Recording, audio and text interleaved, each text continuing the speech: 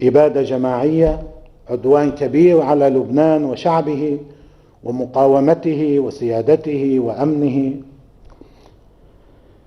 جرائم حرب أو إعلان حرب.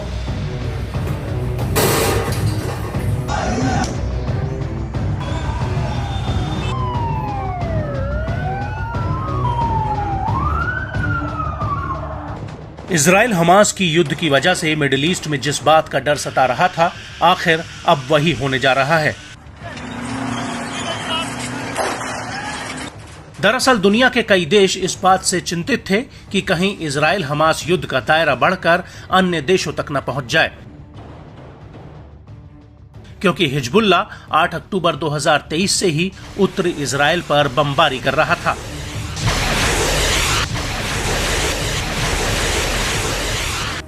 लेकिन इस सब के बीच लेबनान में 17 सितंबर को अचानक से पेजर डिवाइसेस में धमाके शुरू हो गए और उसके अगले दिन walkie talkie, laptop, solar panel तक फटने लगे और इन दोनों ही धमाकों में करीब 3000 से ज्यादा लोग घायल हो गए और 37 लोगों की जान चली गई। और इस हमले को लेकर अब हिजबुल्ला प्रमुख हसन नसरल्लाह ने जंग का ऐलान कर दिया है। लेबनानी जनता को संबोधित करते हुए हसन नसरल्लाह ने कहा कि इजराइल द्वारा लेबनान में धमाका कराना युद्ध की घोषणा है। नसरल्लाह ने अपने बयान में सीधे इजराइल को ललकारा है। أولا نحن نتمنى أن يدخلوا إلى أرضنا اللبنانية، نتمنى ذلك.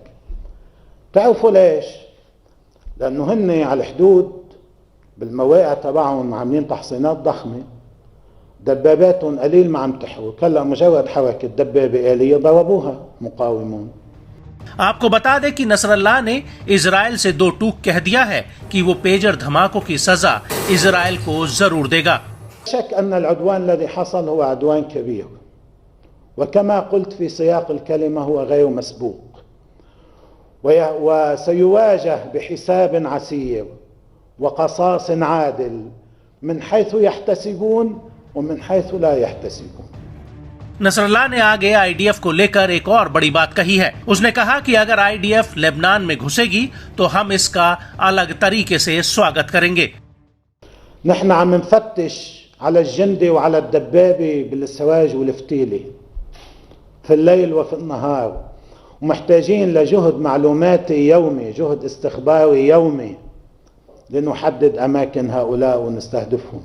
أما لما بيجوا لعنا أهلا وسهلا، هذا سيعطينا، هذا اللي هو بيعتبره تهديد نحن نعتبره فرصة، بل نعتبره فرصة تاريخية، بل نتمناها। नसरल्लाह ने आगे कहा कि इजराइल की 4000 लेबनानी लोगों को मिनटों के भीतर मारने की इच्छा थी, लेकिन इनमें से कई पेजर्स सेवा में नहीं थे, स्विच ऑफ थे या दूर रखे थे। जब दुश्मन ने हमले की योजना बनाई, उन्हें लगा कि कम से कम पूरे लेबनान में 4000 पेजर फेल होंगे। इसका मतलब यह हुआ कि दुश्मन की 4000 लोगों को 1 मिनट के भीतर मारने की मंशा थी। बिल्कुल ऐसा ही अगले दिन हुआ, जिसमें रेडियो डिवाइस रखने वाले हजारों लोग मारे जाते। आपको बता दें कि 18 सितंबर 2024 को लेबनान में सिर्फ वॉकी टॉकी में धमाके नहीं हुए थे, बल्कि कई जगहों पर लैपटॉप, सोलर पैनल तक फट गए थे और ये धमाके अस्पतालों, दवा की दुकानों, मार्केट प्लेस, शॉपिंग कॉम्प्लेक्स और यहाँ तक कि रिहायशी इमारतें, निजी वाहनों और सार्वजनिक सड़कों पर हुए, जहां पर हजारों नागरिक समेत महिलाएं और बच्चे मौजूद थे। और इसको लेकर नसरल्लाह का कहना है कि मैं तुम्हें ये बता सकता हूं कि इस हमले ने हमें तोड़ा नहीं है, हम टूटेंगे नहीं। इससे लड़ाई को जारी रखने का हमारा संकल्प और दृढ़ निश्चय और बढ़ेगा।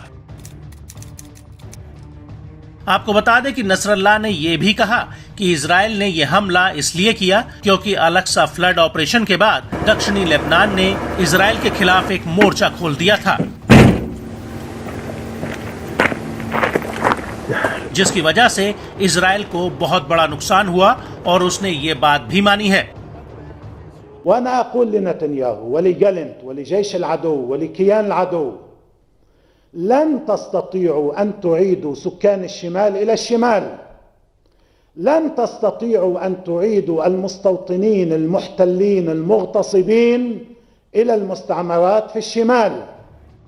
नसरल्लाह का आगे कहना है कि इजराइल ने लेबनान में जो किया है उसकी कीमत पीएम नेतन्याहू और रक्षा मंत्री योव गैलेंट को चुकानी होगी।